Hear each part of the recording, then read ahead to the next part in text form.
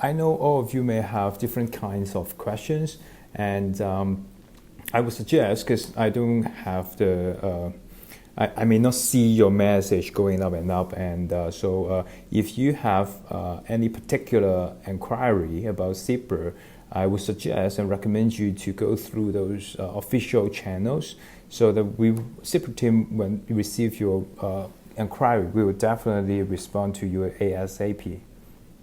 Okay. And today we are going to focus on the responding to some of the feedbacks regarding the white paper. Okay, I think I'm going to start now, everybody. Hi, good evening. I'm Boris Chen, the CEO of CIPR. I'm so excited tonight because it is my first time to do a live broadcast for a very, very good reason for the CIPR blockchain project. First of all, sincerely, I would like to thank all the long-time community supporters for your kind and paying active attention to CIPR.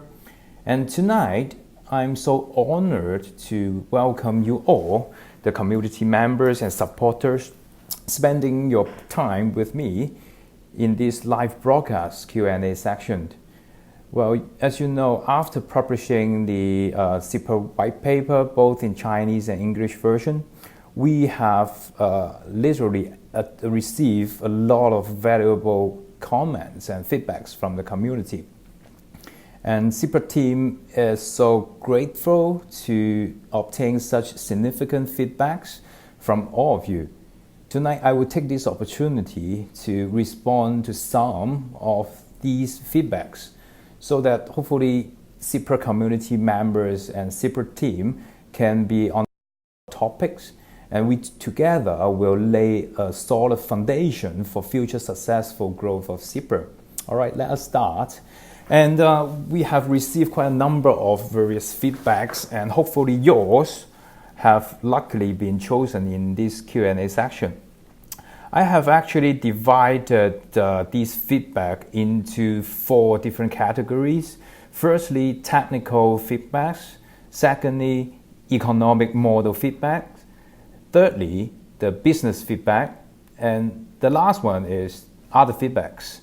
And let me go into technical feedback number 1. And this member raises question that why is the CIPR code not open source? Why is the main network postponed? Well, you know, in developing a financial grade public blockchain, the security is always the top and first priority for us. We have good reason and motivation to postpone the code becoming open source. That is, primarily to ensure the overall security of CIPR public chain. And I would say during the intense and isolated development process of CIPR, we have actually taken more time than expected in conquering technical issues. Quality comes first. By reasonably postponing CIPR main network going online, we could actually have more favorable condition in ensuring the overall quality.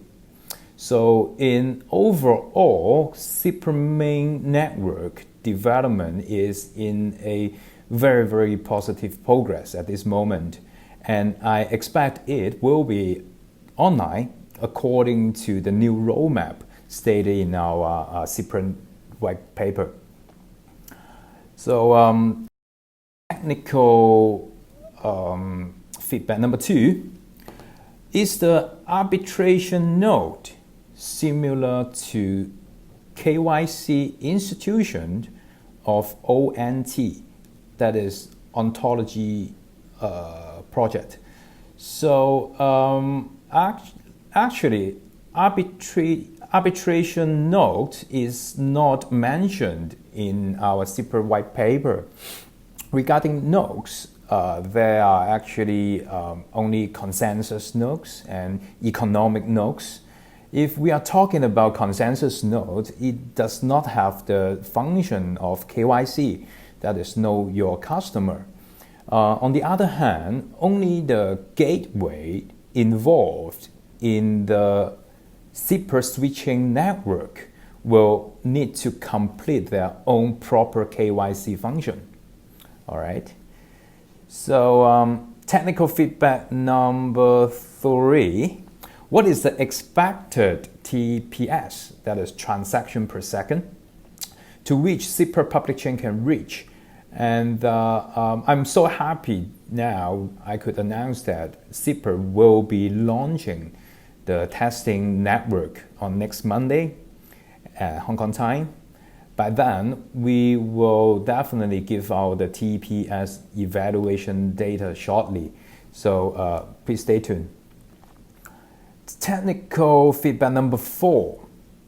Is Zipper platform similar to Cosmos project? What are the differences?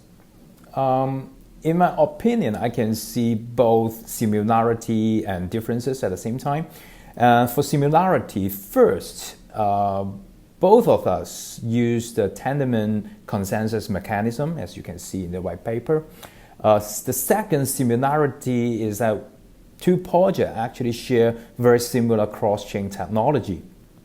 For the difference aspect, Cosmo project is mainly created to solve the cross-chain problem. And Zipper, as you all know that, mainly aims to solve specific financial application scenarios. I would say the focus of two projects is not exactly the same. Okay, and comes to technical feedbacks number 5. ABT, that is AppBlock project, has achieved cross-chain. Why not use the SDK of ABT directly? Well, I would say Zipper and AppBlock, these two projects were established almost at the same time. Moreover, the SDK of AppBlock has just been released, so it does not constitute a prerequisite for our reference. Their main goal is to solve the cross-chain problem as well. And while, as mentioned earlier, Zipper mainly aims to solve the specific financial application scenarios. For example, cross-chain payment settlement and also the other financial applications. Cross-chain is just only one aspect out of many in Zipper's future expansion. And I would say currently, Zipper cross-chain technology is sufficient for today's various financial application scenarios. Okay, technical feedback number 6. How to develop the app, that is decentralized app, on the public chain. How to provide technical support. Zipper will have developer documents and utilize the Solidity development language, which is fully compatible with Ethereum. Therefore, Zipper will be first developer friendly and will be of low migration cost. Zipper SDK and the app development kits, I believe, will be released soon. Moreover, the official communication platform and also the corresponding GitHub will be also opened to interact with the community in near future. So please sit tight. I have finished in the technical feedbacks, and let's go into the economic model feedbacks. Number 1, this member said that I think that the ZIP reward released should also be pledged for a period of time, just like in FT mining, F token mining. Released FT will be pledged for 1 year. Well, I would say we are totally different in this purpose. SIPR does not have any mechanism of lock position for these, so SIPR is basically different to FT overall. And economic model number 2, individual does not need to hold SIP. Does the institutions providing services need to hold SIP?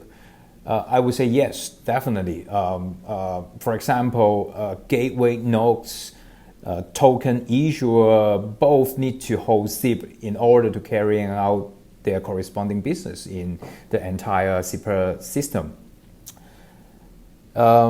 Economic model feedback number 3. There are some feedbacks regarding the SIP pricing in relation to supply and demand of SIP. Well, I would say regarding this type of feedbacks, actually we have received a lot of different voices. I would like to point out that the design of SIP economic model is to outperform inflation. We have illustrated detail of the SIP economic model design in white paper. Obviously, economic model is a big topic for every blockchain project, especially for a financial grade public chain like SIPR. We have put great efforts in well balancing the economic model design, and I'm confident that the whole economic model of SIPR can be executed in a very fair manner in the future. Economic model feedback number 4. Account opening fee at 1 SIP is too low. The community member actually recommend that such fee should be like total SIP amount equivalent to 1 renminbi tentatively. And he also recommend to consider different plans, for example, monthly fee, annual fee, 5 years fee, and permanent fee, etc. And also he recommend we could promote free access for certain duration of use and free of charge for limited time, which then can be upgraded by other plans. So, and also, well, personally, I would say at this moment we would advocate each SIPR account needs to hold a small amount of SIP as the security deposit in order to use the service provided by the entire SIPR system. Currently, the account opening fee is 1 SIP only, and this amount of account opening fee will be, adjusted by the community management in the future. Moreover, when each time when you make one transaction, the SIPR system will charge a minimum of the default fee of 0.01 SIP. And the SIPR system will actually dynamically increase the threshold of the fee when the network congestion occurs. The higher the fee actually will have the higher the priority of the SIPR network to handle the transaction. And also the fee will be dynamically adjusted according to the future development of SIPR. Security deposit and handling fee that I just mentioned are actually negligible for average users. But these two fees can prevent massive false accounts and a large number of invalid garbage transactions from happening in our network. So it actually protects the whole integrity of the system. And we believe this is a very useful measures to keep this whole system running smoothly. Economic model feedback number 5. What would happen after 10 years when ZIP release is finished? Well, I would say this is the mechanism of SIP release in economic notes. That is in economic notes, and then which will be consistent to our white paper, to our plan. And by that time, still the consensus nodes can continue to perform the mining. So the whole system will keep moving, running, and going on and on. All right, and so let me go into the third big category, the business feedbacks. Business feedback number 1. How about the credit leverage? Well, it's a good question that I should mention here. The token issuer usually pledge fiat currency or a bank-approved anchor access as the transfer reserves. And SIPR Foundation will repurchase the same amount of SIP in the secondary market.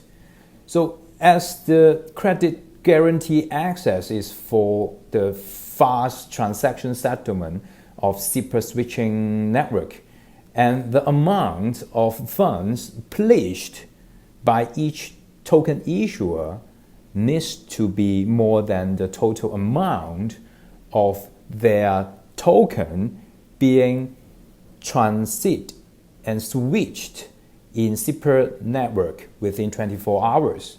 And these kinds of model, I would suggest, is kind of complicated, and interested members could refer to the operating model of Visa card organization, and it is very similar, and actually it is kind of like an international standard to handle the credit leverage in this switching network. Business feedback number 2.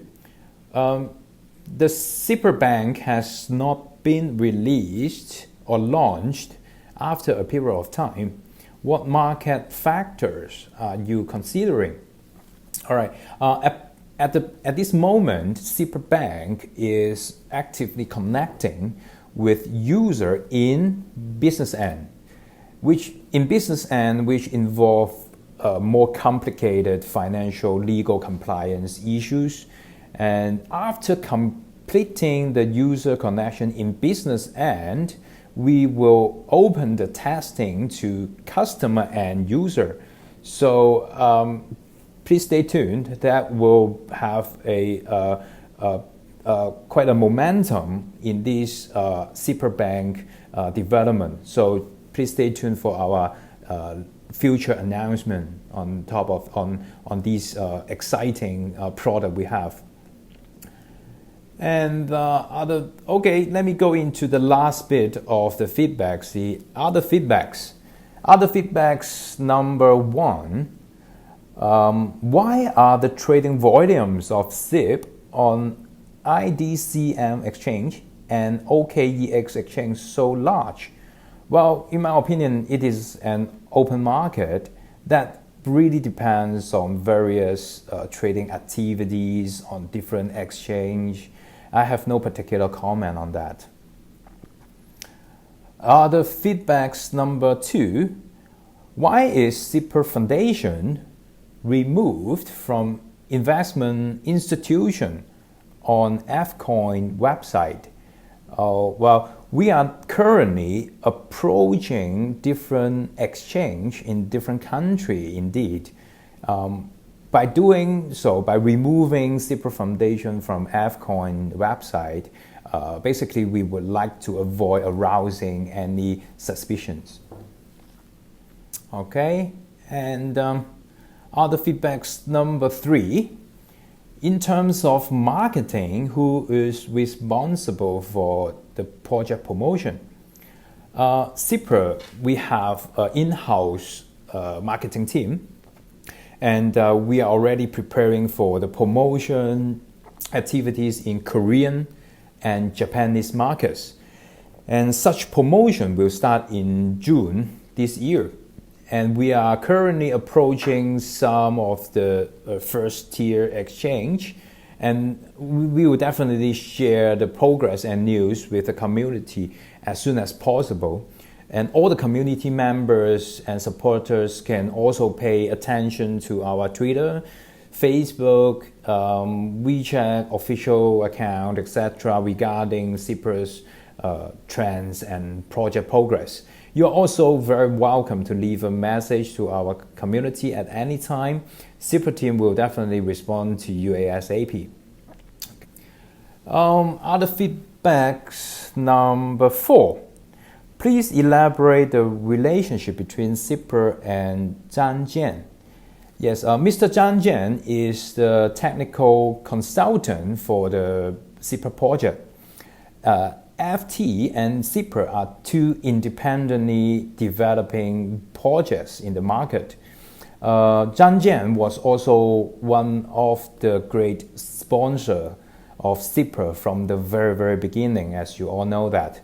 And we can see that the F-Coin development has exceeded original Zhang Jian's expectations. That means he's getting more and more busy. And so Cyprus team has already made a certain duty adjustment that Zhang Jian could actually concentrate more at F-Coin. And while Cyprus is gradually implemented according to our original framework and blueprint. And I'm also looking forward to hearing ongoing positive business development of both projects. Okay. So guys, I think we have a very good response from all the community members that I have covered 4 different areas feedbacks. And so here comes the end of tonight's live broadcast. Once again, I'm so happy to have all of you tonight. And thank you so much for spending your precious time with me tonight here. Cyprus team will keep on getting in touch with you all in all kinds of express your feedbacks, your comments through all these official platforms. We very much cherish all the inputs from the community members. Even though this time we have a very brief and short live broadcast that you could have a direct contact, and that I could personally give a response regarding feedbacks of the white paper. But this is only the first time, and there will be more and more activities coming up. Especially we will have more appearance in other markets in Asia. And I just mentioned Korean and Japanese market. We will be appearing there in June this month. So please stay tuned. And one more important thing, the Cyprus testing network will be launched on next Monday, Hong Kong time. Please stay tuned. I wish everyone had a wonderful evening and have a good night. Thank you so much. See you all soon. Bye bye.